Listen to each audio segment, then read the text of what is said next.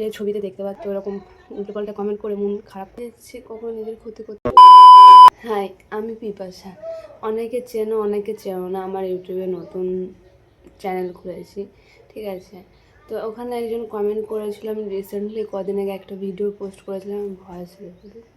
তো voice recording করেছিলাম যে আমি বাবার সঙ্গে মাঠে যাচ্ছি। ওখানে একজন কমেন্ট করেছিল যে কেমন ভয়েস ভালো না, কেমন নাকে নাকে কথা আসছে, ঠিক আছে? তো আমি কিন্তু, অনেকে চেনো আমাকে, অনেকে চেনো না, আমি কিন্তু আগেও ভিডিও করতাম। আমার এফবিতে ফলোয়ার ছিল ভালোই, আমি ইউটিউব চ্যানেলও ছিল আমার, আমি ভিডিও করতাম, রেগুলারই ভিডিও দিতাম। আমার ভিডিও ভাইরালও হয়েছিল 2-3 বার, ঠিক আছে? এবারে ওখানে একজন কমেন্ট করেছিল এরকম যে ভয়েস ভালো না, কেমন ভয়েস আসছে, নাকে নাকে কথা বলছে। অবশ্যই নাকে নাকে কথা বলবো না আমি, কারণ আমি ভিডিও ছেড়ে দিয়েছিলাম 2 বছর আগে। ছেড়ে দিয়েছিলাম, কিছু কারণ ছিল, আমার নিজের শরীর খারাপ ছিল। তো কারণটা এই যে বলছো না যে হ্যাঁ নাকে নাকে কথা বলছি, পাশে থেকে সাউন্ড আসছে, ওই জন্য হয়তো বুঝতে পারবে না আমার কথা। বা এই যে অনেক যে বলছো, কমেন্টটা হয়তো ডিলিট করে দিয়েছে সে। এবার যে বলছে আমাকে নাকে নাকে কথা বলছি, আমি তাদেরকে বলতে চাই, আবার অনেকে আমি এফবিতে ভিডিও করছি এখন নতুন করে, তাদেরও সমস্যা হচ্ছে যে আবার কেন এসছে, তোর তো ভিউজ বাড়ছে না, এই হচ্ছে না, এই সেই হাবি অনেক কিছু বলছে। তো আমি তাদেরকে বলতে চাই যে আমার যে ভিডিও ছেড়েছিলাম আমি ভিডিও করা, সেটাই একটাই কারণ, ঠিক আছে? আমার অপারেশন হয়েছিল নাকের। তো ওটা নিয়ে আমি অনেক দিন ধরে ভুগছিলাম। নাকের অপারেশন হয়েছে, আমার খুব অ্যালার্জি, ঠান্ডা লেগে থাকে, এখনও ঠান্ডা লেগে আছে আমার। কারণ আমার নাকের অপারেশনের পরে ভগবান আমাকে আবার দিয়েছে কানে। 6 মাস পরে যখন আমি চেক আপে যাই, তখন আমাকে ডক্টরকে আমি বলেছিলাম, মানে যাওয়ার আগে, আমার কানে এখানে একটা গোটা টাইপের বড় একটা ফোড়া বলে না, পোড়া বা ফোড়া যেটা হয়, ওটা হয়েছিল, একটা ফুলেছিল, লাল হয়েছিল, যে ছবিতে দেখতে পাচ্ছ ওরকম হয়েছিল, ঠিক আছে? খুব ব্যথা, জ্বরও এসেছিলো। তো ডক্টরের কাছে চেক আপে গেছিলাম নাকের জন্য, নাক অপারেশন হয়েছিল আমার ভিতরে। তো চেক আপে গেছিলাম, চেক আপে যাওয়ার পর ডক্টরকে আমি বলেছিলাম আমার এরকম কদিন ধরে জ্বর আছে, একটু দেখুন তো এই যে কানের পাশে এটা কী হয়েছে। উনি বলছে যে এটা সাইনাস, এটা জন্মগত, ঠিক আছে? আগে আমার এই যে, অনেকে দেখতে পারবে কি না, এই যে দেখুন এখানে একটা টাইপের আছে, ঠিক আছে?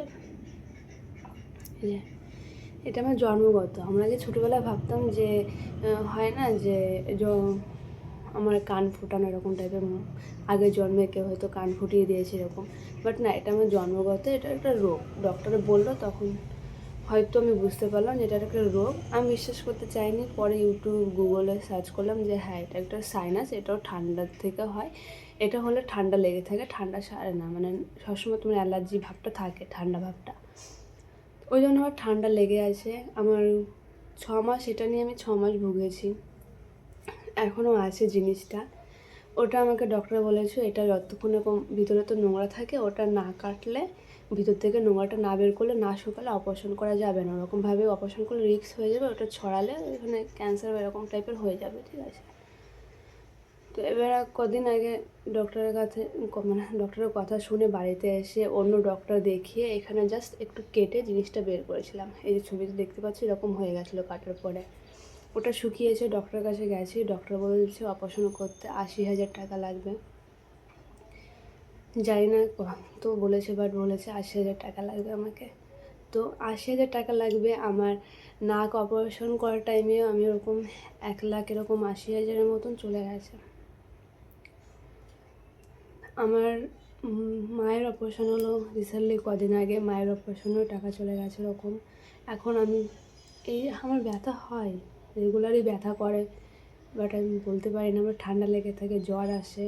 বাট এই যে মায়ের অপারেশন, আমার অপারেশন হয়ে গেছে, ঠিক আছে? ওই জন্য টাকা, মানে টাকার এরকম না, করলে করা যেতে পারে। বাট আমি, ডক্টর বলেছে একটা চান্স নাও, যে হ্যাঁ পরে যদি এরকম আবার ফোলে জিনিসটা, আবার যদি আসে, তাহলে তুমি আর সেকেন্ড টাইম ভাববে না, অপারেশন করে ফেলবে। তো আমরা ভেবেছি যদি সেকেন্ড টাইম এরকম ফোলে, এখনও ফোলা আছে, ঠিক আছে, ভিতরে আছে জিনিসটা, পুরোপুরি ঠিক হয়নি, ওটা ঠিক হবেও না, ওটা অপারেশন করতে হয়। বাট আমি বসে আছি, যখন একটু আমি নিজের পায়ে দাঁড়াতে পারবো বা আমি কিছু একটু উপার্জন করে টাকাটা জমাতে পারবো, তারপর অপারেশন করবো। বাট এই যে তোমরা এই যে অনেকে কমেন্ট করছো না যে হ্যাঁ তুই বেকার ভিডিও করছিস, ভিউজ আসছে না, এই আসছে না, সেই আসছে না, তোর ভয়েস ভালো না, এই না সেই না, আমার ঠান্ডা লেগে থাকে ভাই, আমার কষ্ট হয়, আমি জানি যে কষ্ট কেমন হয়। তো তোমরা যে ফালতু কমেন্ট করবে না, কারণ যার কষ্ট সেই বোঝে না এক কথায়। তো এটা আমি নিজে ইচ্ছে করে পড়িনি, আমার ফ্যামিলিও বলে যে তোর একটার পর একটা হতে থাকে, বাট আমি সিরিয়াসলি বলছি এটা আমি নিজে করে করি না যে নাক অপারেশন, আমার এই সেই অনেক কিছু হয়ে গেছে আমার লাইফে। তো আমি এগুলো নিজে ইচ্ছে কখনো করি না, কেউ কি নিজে ইচ্ছে কখনো নিজের ক্ষতি করতে চায়? করতে পারে না তো, না? তো আমিও নিজের ইচ্ছে ক্ষতি করতে চাই না, বা আমিও চাই না যে আমার এই রোগটা হোক বা এই শরীর খারাপটা হোক, এই সে। তো যে ফালতু যে কমেন্ট করছো প্লিজ করবে না, করবে না। এটা আমার আরও বেশি দেখলে আমার খারাপ লাগে, তো এরকম ধরনের কমেন্ট করবে না, পাশে থাকতে পারবে না। তো এরকম উল্টোপাল্টা কমেন্ট করে মন খারাপ করে দেওয়ার মতনই করবে না। তোমাদের একটা কমেন্ট সারাদিন ভরে আমার মুড অফ হয়ে থাকে, তো প্লিজ এরকম কমেন্ট করবে না।